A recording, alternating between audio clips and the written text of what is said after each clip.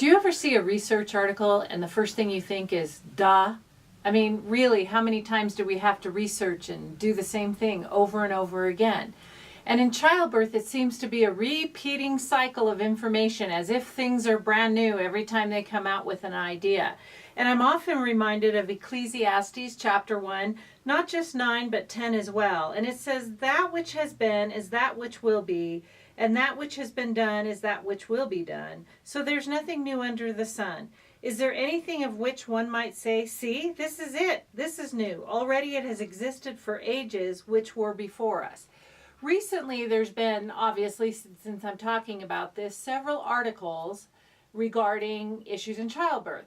One came out recently that said, oh, by the way, your due date is really just an estimate. Those of us who've been involved with birthing for more than 30 or 40 years, we're marking all over social media, well, duh, because your due date is an EDD, an estimated due date. And a lot of people have fallen into the trap of getting an induction at 39 weeks or 40 weeks or even 41 weeks, and it isn't necessary. And then the babies are born with problems. So recently, this grand medical research article came out saying that due dates can be as different as 5 weeks apart.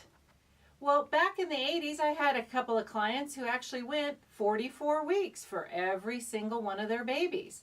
So I was happy to see it, but at the same time, it was one of those, there's nothing new under the sun moments. The other one that came out recently was that women should just be left alone to labor. This came from the American Congress of OBGYN, who makes your standards for how doctors are going to treat you in labor. So now they're saying moms and babies do better if you just leave them alone to labor. So it's like, yeah, that's kind of what God had us do, unless you really, really need something. So rather than rushing in and putting in IVs and doing all this fetal monitoring and all these vaginal exams, just leave you alone to labor.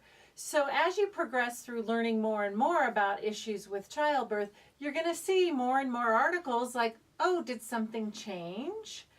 Not really, because there's nothing new under the sun. It's just a new researcher came along and said, are the practices that we're doing really the best for moms and babies? Oh, we need a research project for that.